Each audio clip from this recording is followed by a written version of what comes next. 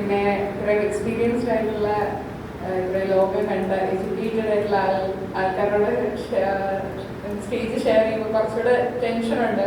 കാരണം ഇവർ പറയുന്ന അത്ര ആധികാരികമായി സംസാരിക്കാനോ അല്ലെങ്കിൽ ഇത്ര നോളജോടെ സംസാരിക്കാനോ എനിക്ക് അറിയത്തില്ല. ഇപ്പം സാറിനെ പറ്റി സാറിൻ്റെ ഫ്രണ്ടിലിരിക്കുമ്പോൾ ഒത്തിരി കഥകൾ പറയാൻ ഞാനിപ്പോഴും ഭയങ്കര ആശ്ചര്യത്തോടെയാണ് കേട്ടിരിക്കുന്നത്. കാരണം എൻ്റെ ഗ്രാൻഡ് ഫാദറിൻ്റെ ടൈംസിലുള്ള കാര്യങ്ങളായിരിക്കും പറയുന്നത്. അല്ലെങ്കിൽ ഞാൻ ന്യൂസ് പേപ്പേഴ്സിലൂടെ അല്ലെങ്കിൽ വിക്കിപീഡിയയിലൂടെ പോലും ഇതിൻ്റെ ഒരു ഈ ഇൻഫർമേഷനൊക്കെ ഒരു സർഫസ് സ്ക്രാച്ച് ചെയ്തു പോകുന്ന കാര്യങ്ങൾ ഒത്തിരി ഡീറ്റെയിൽ ആയിട്ട് കേൾക്കുമ്പോൾ അത് it's A very excellent story teller. ആൾക്കാരെ ഇരുത്തി അത് കേൾക്കാൻ എന്താ പറയുക അത്രയും നല്ല സ്റ്റോറി ടെല്ലറുടെയാണ് അദ്ദേഹം. പിന്നെ രവി സാറിനെ രണ്ടുപേരും എപ്പോഴും എൻ്റെ ഇപ്പോഴത്തെ ഡേ ടു ഡേ ലൈഫിലെ വളരെ ഇമ്പോർട്ടൻറ്റ് ഭാഗമാണ്. എൻ്റെ മുനിസിപ്പാലിറ്റിയുടെ കാര്യങ്ങൾക്കാണെങ്കിലും പേഴ്സണൽ ജീവിതത്തിലാണെങ്കിലും വളരെ വലിയ പങ്ക് വഹിക്കുന്ന രണ്ടുപേരാണ്. ഞാൻ സാറിനെ കാണുന്നത് എന്നോട് പറഞ്ഞത് എൻ്റെ അമ്മയുടെ പേര് നീ കളയരുത് എന്നൊറ്റ കാര്യം എന്നോട് പറഞ്ഞത്. വേറെ ഒത്തിരി അഡ്വൈസസ് ഒന്നും തന്നില്ല. പക്ഷെ thank you so much sir for your kind words. History കുറേ കഴിഞ്ഞതുകൊണ്ട് ഞാൻ കുറച്ച് ഈ ഫ്യൂച്ചറിനെ പറ്റി പറയാം. ദ ഫ്യൂച്ചർ ഓഫ് പാല. നമുക്കറിയാം പാലയെ പറ്റി. അല്ലെങ്കിൽ നമ്മളിപ്പോൾ പാല എന്ന് പറയുമ്പോൾ പാല മുനിസിപ്പാലിറ്റിയാണ് നമ്മൾ യൂഷ്വലി പറയാറ്. നമ്മൾക്ക് വളരെ കുറച്ച് പോപ്പുലേഷനേ ഉള്ളൂ. വെറും 15,000 ഉണ്ടെങ്കിൽ 15,000 ആൾക്കാർ മാത്രമേ ഉള്ളൂ. അത് നമുക്കറിയാം. യങ്ങർ പോപ്പുലേഷൻ നമുക്ക് വളരെ കുറവാണ്. നമ്മുടെ പിള്ളേരെല്ലാവരും എബ്രോഡ് മൈഗ്രേറ്റ് ചെയ്യുന്ന ഒരു സാഹചര്യത്തിൽ നമുക്ക് വളരെ കുറച്ച് ആൾക്കാരേ ഉള്ളൂ. അപ്പോൾ മുനിസിപ്പാലിറ്റിയെ പറ്റി പറയുകയാണെങ്കിൽ നമുക്ക് ഗവൺമെൻറ് ഫണ്ട്സ് കിട്ടുന്നത് പോപ്പുലേഷൻ്റെ ബേസിസിലാണ്. അപ്പോൾ നമുക്ക് ഈരാറ്റുപേട്ടയ്ക്ക് കിട്ടുന്ന ഫണ്ട്സ് ഒരിക്കലും പാലായി കിട്ടത്തില്ല. ഇപ്പോഴത്തെ സാഹചര്യം ഞാൻ പലയിടത്തായിട്ട് പറഞ്ഞിട്ടുണ്ടെങ്കിലും ഞാൻ ഒന്നുകൂടെ പറയാം. നമുക്ക് പാലാ മുനിസിപ്പാലിറ്റി 4.5 കോടി രൂപയാണ് വാട്ടർ അതോറിറ്റിക്ക് കൊടുക്കാനുള്ളത്. ഇവർക്ക് എല്ലാവർക്കും എൻ്റെ സത്യാവസ്ഥ അറിയാം. നമുക്കൊരു 10 കോടിയോളം മേലെ നമുക്ക് കേരള സംസ്ഥാന സർക്കാരിന് വേണ്ടി കിട്ടാനുണ്ട്. ഞാൻ ഉൾപ്പെടെയുള്ള വണ്ടി, ഞാൻ ട്രാവൽ ചെയ്യുന്ന ഉൾപ്പെടെയുള്ള വണ്ടി ജപ്തിയാകാറായിരിക്കുകയാണ്. ഞാൻ എൻ്റെ ചെയർപേഴ്സൻ്റെ ഓഫീസിൽ ഞങ്ങളിരിക്കുന്ന കസേരയുടെ പൈസ കൊടുത്തിട്ടില്ല. ഇതൊക്കെ ഞാൻ ജസ്റ്റ് ഒരു നമ്മൾ പാലയിൽ തേനും പാലിലും ഒഴുകുന്നു എന്ന് പറയുമ്പോൾ പോലും പല മുനിസിപ്പാലിറ്റിയുടെ പോലും സത്യാവസ്ഥ എന്താണെന്ന് നമ്മൾ തിരിച്ചറിയാം. അപ്പം ഒരു മുനിസിപ്പാലിറ്റിയെ സംബന്ധിച്ചിടത്തോളം നമ്മളാണ് ലോക്കലായിട്ടുള്ള എല്ലാ ഇഷ്യൂസും നമ്മൾ ചെയ്യേണ്ടത് തീർച്ചയായിട്ടും മുനിസിപ്പാലിറ്റി തന്നെയാണ്. അപ്പോൾ നമുക്ക് 2 മാസം നഷ്ടമായി. കാരണം പല പല ഇലക്ഷൻസ് കാരണം. അപ്പം കോഡ് ഓഫ് കണ്ടക്ട് ഉണ്ട്, പെരുമാറ്റച്ചട്ടമുള്ളപ്പോൾ നമുക്ക് ദൈനംദിന കാര്യങ്ങളെ മാത്രമേ നമുക്ക് ഡിസിഷൻസ് എടുക്കാൻ പറ്റത്തുള്ളൂ. അപ്പോൾ നമുക്ക് അതിൻ്റേതായിട്ടുള്ള ലിമിറ്റേഷൻസ് ഉണ്ടായിരുന്നു. പക്ഷേ കുറേ സ്വപ്ന പദ്ധതികൾ നമുക്ക് തീർച്ചയായിട്ടും മുന്നിലുണ്ടത്. സാറും ഇന്നലെ കഴിഞ്ഞ ദിവസം കണ്ടപ്പോൾ രവി സാറ് കുറേ കാര്യങ്ങൾ ഇത് ചെയ്യണം, ഇന്നലെ ഫേസ് ഓഫ് പാല മാറുള്ളൂ, നമുക്ക് കുറേ നല്ല കാര്യങ്ങൾ പറഞ്ഞു.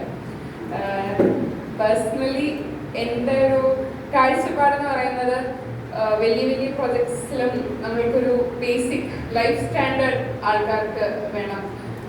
നമുക്ക് ഏറ്റവും വേണ്ടതെന്ന് പറഞ്ഞാൽ ഹൈറാർക്കി, മാസ്ലോസ് ഹൈറാർക്കി വേണം. നല്ല ബേസിക് സ്റ്റാർട്ട് ചെയ്യുന്നുണ്ട്.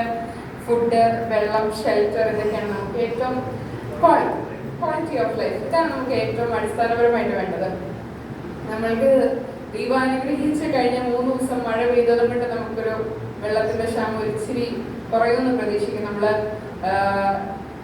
എന്താ പറയുന്നത്, ടാങ്കർ ലോറിയിൽ വെള്ളം അടിച്ചു കൊടുക്കുകയായിരുന്നു. ചൂടിൻ്റെ ഭയങ്കരമായിട്ടുള്ളൊരു പ്രശ്നം വരുന്നുണ്ടായിരുന്നു. നാളെ തൊട്ട് കുറച്ച് ദിവസങ്ങളിലേക്ക് പല മുനിസിപ്പാലിറ്റി സൗജന്യമായിട്ടൊരു തണ്ണീർ പന്തൽ എന്ന് പറയുന്നത് കുരിശുപള്ളിയിൽ ഓർഗനൈസ് ചെയ്യുന്നുണ്ട്. അത് വെള്ളവും തണ്ണിമത്തങ്ങയും മോരും വെള്ളവും ഒക്കെ കൊടുക്കുന്നത് ഫ്രീ ആയിട്ട് കൊടുക്കുന്ന ആൾക്കാർക്ക് കൊടുക്കാൻ ഇച്ചിരി ഒരു ഹീറ്റ് ഒന്ന് അഡ്ജസ്റ്റ് ചെയ്യാനാണ്. പിന്നെ കഴിഞ്ഞ ദിവസവും നമ്മളുടെ ബസ് സ്റ്റോപ്പുകളുടെ അവസ്ഥ കുറച്ച് മോശമാണ്.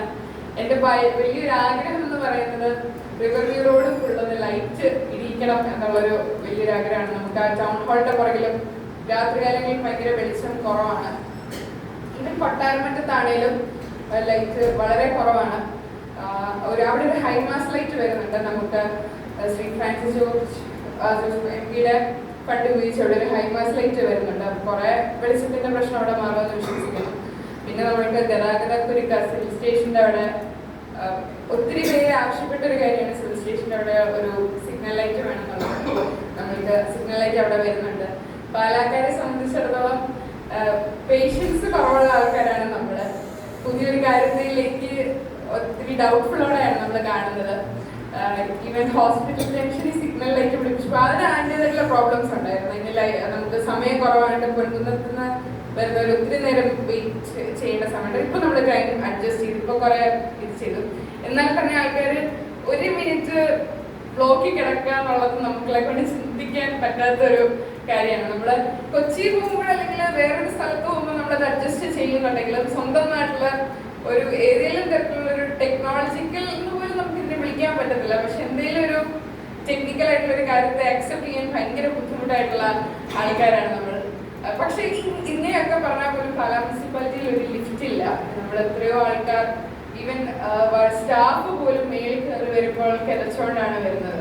അത് വളരെ കഷ്ടം തോന്നുന്ന ഒരു കാര്യമാണ്. അത് എൻ്റെ ഓഫീസ്, ഞങ്ങളുടെ ഓഫീസ് ഏറ്റവും മേളിലാണ് ഇരിക്കുന്നത്. അപ്പോൾ ഒരാളെ കാണാൻ വരുന്നെങ്കിൽ ഈവൻ ഞാൻ ജലദോഷമുള്ള ടൈമിൽ കഷ്ടപ്പെട്ടാണ് കയറി വരുന്നത്. ഇതിനെല്ലാം പ്രൊജക്റ്റ് വെച്ചിട്ടുണ്ട്.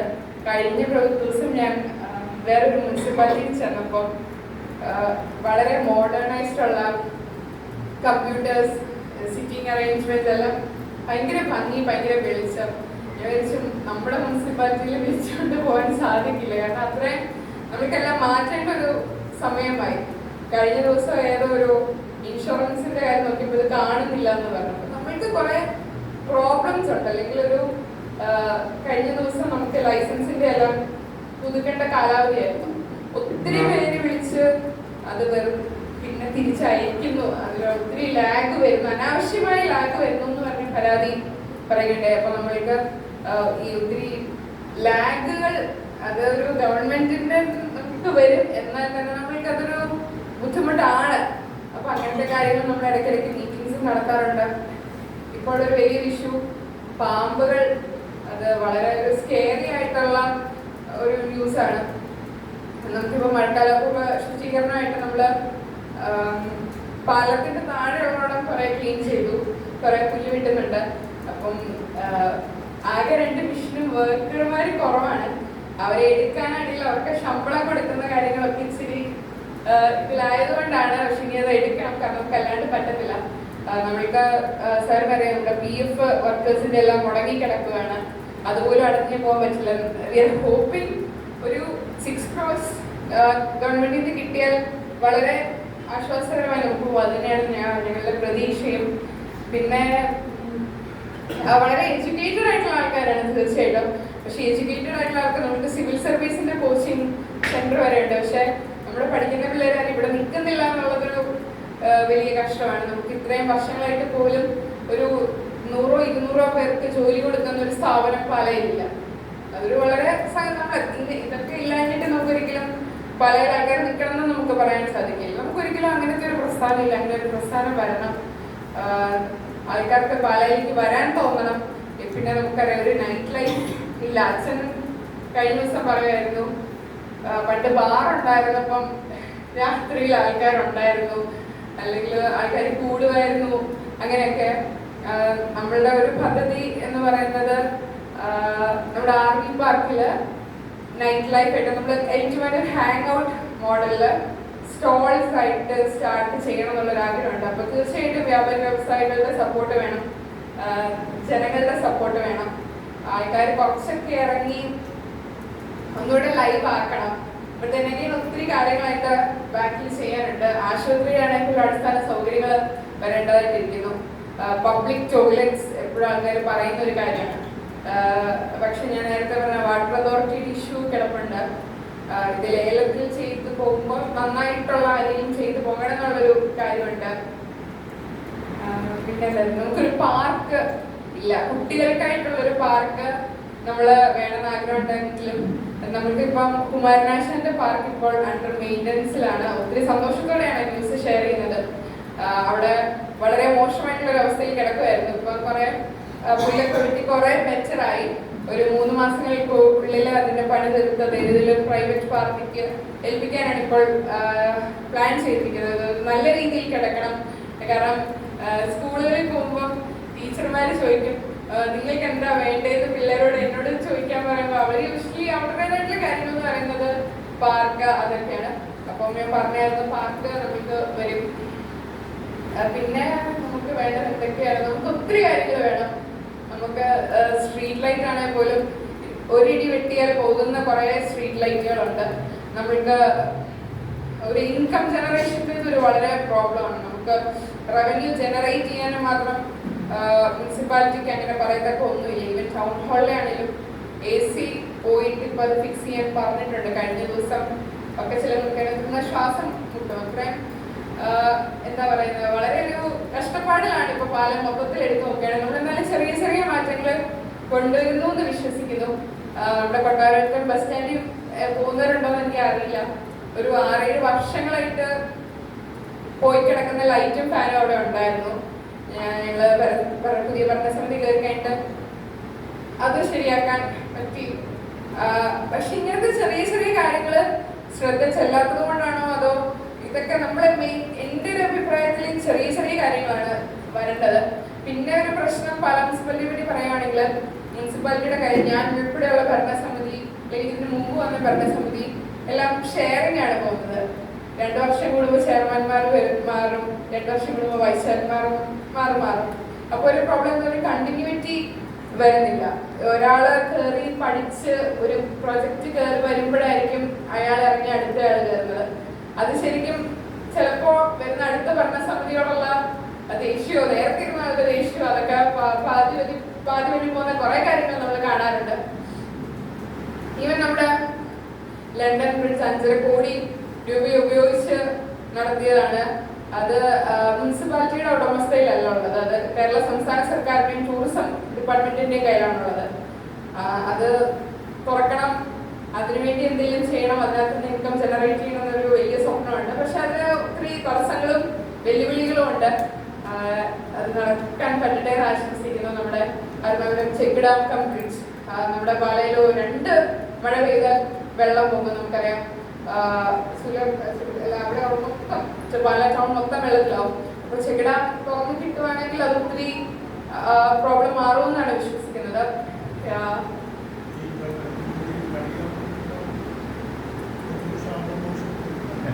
അതൊരു അപ്രോച്ച് റോഡ് ഇല്ലാത്തതൊരു, അപ്പോൾ പണിതതിന്റെ ഒരു മിസ്റ്റേക്ക് ആണെന്നുള്ളത് നമ്മളുടെ തെറ്റുകൾ നമ്മൾ തീർച്ചയായിട്ടും അത് അക്സെപ്റ്റ് ചെയ്തേ പറ്റുള്ളൂ. നമ്മൾ ഒരിക്കലും അതിനെ ഗ്ലോറിഫൈ അതൊരു അത് കാര്യമില്ല. നമ്മളൊരു സൊല്യൂഷൻ അപ്രോച്ച് റോഡ് കണ്ടെത്തുന്നത് അതൊക്കെ നമ്മുടെ മനസ്സിലുള്ള ഒരു ആഗ്രഹമാണ്. ഒരു ഹോട്ടലിന്റെ കേസ് ആയിരുന്നു അവിടെ ഉണ്ടായിരുന്നത്. അപ്പൊ അങ്ങനത്തെ ചെറുതല്ല, വലിയ കാര്യങ്ങൾ വരണം. ശരിക്കും വാഗമണ്ണൊക്കെ ഇത്ര അടുത്ത് കിടക്കുമ്പോൾ പാലൊരു മിഡിൽ ഗ്രൗണ്ട് ആണ് പോകുന്നവർക്ക്. ഒത്തിരി ടൂറിസത്തിന് സ്കോപ്പുള്ള ഒരു സ്ഥലമാണ്. ഒത്തിരി എന്താ പറയുന്നത്, വ്യാപാരികൾക്ക് ഒത്തിരി സ്കോപ്പുള്ള ഒരു സ്ഥലമാണ്.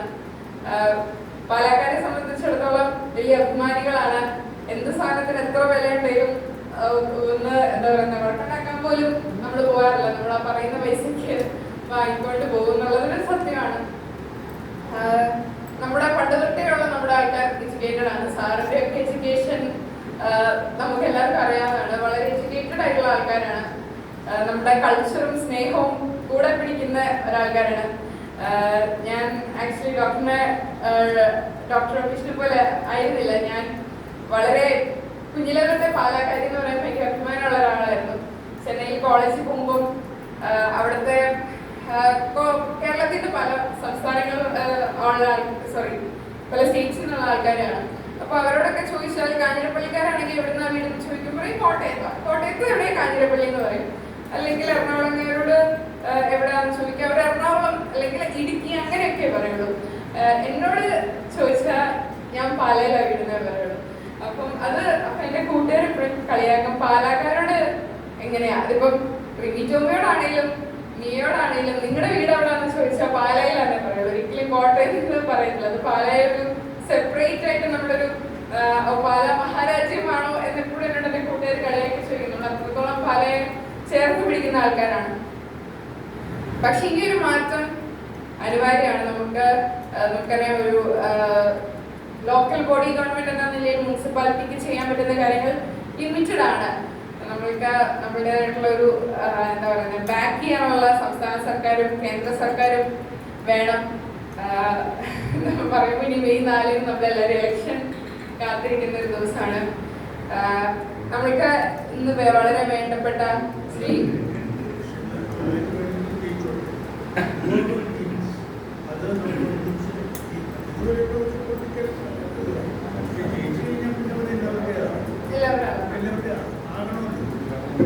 നമുക്കറിയാം ഒരു ഈവൻ നമ്മള് വളരെ പൊളിറ്റിക്കലി ഞാൻ പറഞ്ഞോ നമ്മള് സെൻട്രൽ ഗവൺമെന്റ് വേറൊരു പാർട്ടി ഭരിക്കുന്നുണ്ട്.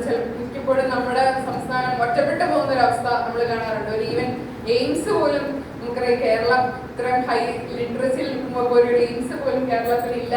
എല്ലാവർക്കും അങ്ങനത്തെ പല പല സാഹചര്യങ്ങൾ നമ്മൾ കാണാറുണ്ട്. നമുക്ക് ഒത്തിരി വേണ്ടപ്പെട്ട ശ്രീ ജിജോ കാപ്പൻ ഇന്ന് നമ്മളെ വിട്ടുപോയി. ഒരു വളരെ തീരാത്ത ഒരു നഷ്ടമാണ് അത്.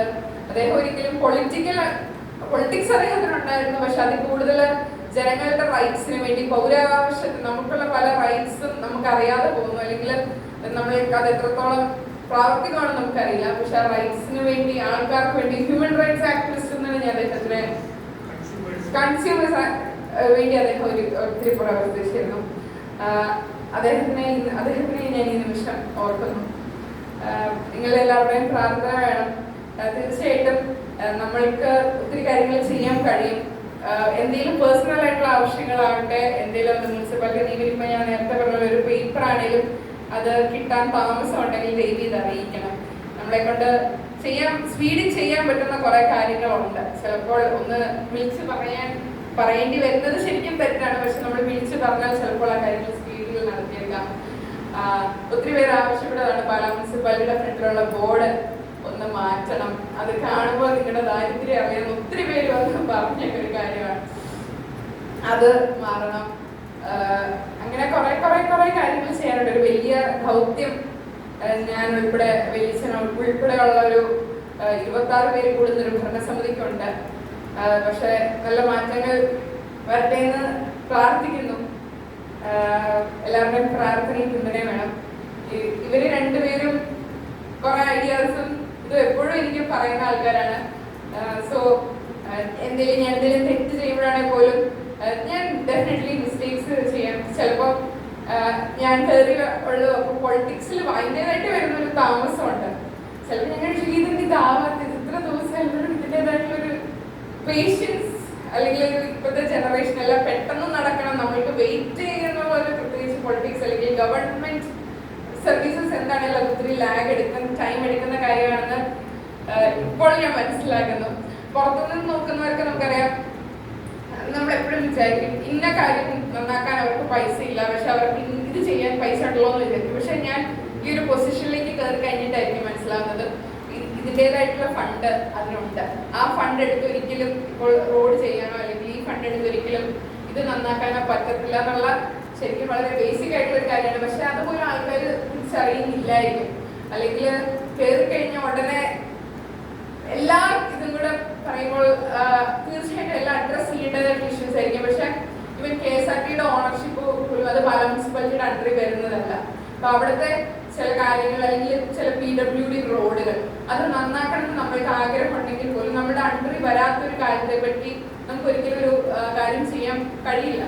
അപ്പോൾ അതൊക്കെ ചിലപ്പം അല്ലെങ്കിൽ നമുക്കറിയാം നമ്മുടെ ചെറുവള്ളിക്കട നമ്മുടെ പല ടൗണിൽ പോകുമ്പോൾ പ്രൈവറ്റ് സ്റ്റാൻഡിന്റെ ഫ്രണ്ടിൽ ഒരു ബസ് സ്റ്റോപ്പ് വേണമെന്ന് ഒത്തിരി പേര് പറഞ്ഞൊരു കാര്യമാണ്. മാത്രമല്ല പോസ്റ്റ് ഓഫീസിന് ഓപ്പോസിറ്റ് ആയിട്ട് ആ കോംപ്ലക്സിന്റെ ഫ്രണ്ടിൽ ബസ് സ്റ്റോപ്പ് വേണമെന്ന് ഒത്തിരി പേര് എന്നോട് നേരിട്ട് പറഞ്ഞൊരു കാര്യമാണ്. പക്ഷെ അതിന്റെ സത്യാവസ്ഥ എന്താണെന്ന് വെച്ചാൽ അത് മെയിൻ റോഡാണ്.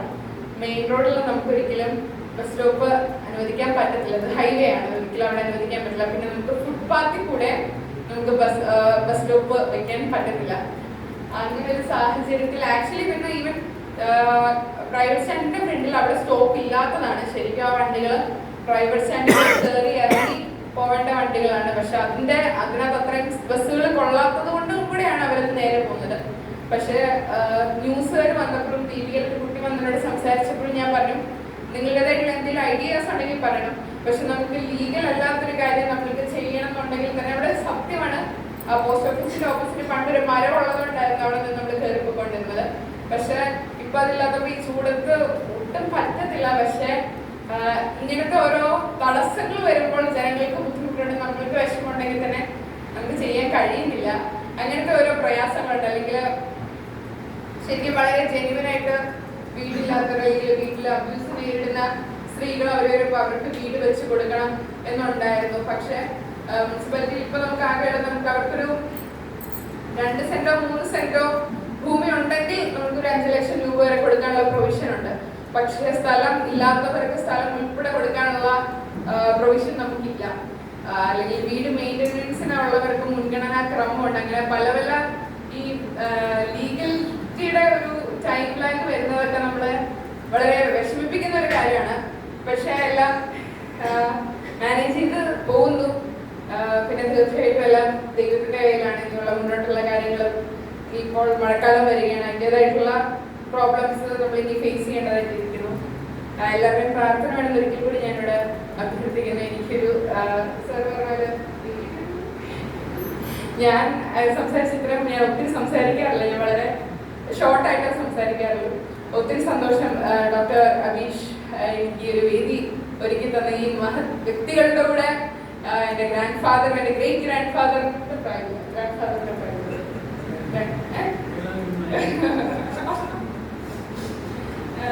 ഞാൻ കാണുന്ന ഇവരെ സാറുമാരുടെ കൂടെ ഒരു വേദി പങ്കിടാൻ സാധിച്ചതിൽ താങ്ക് യു സോ മച്ച്.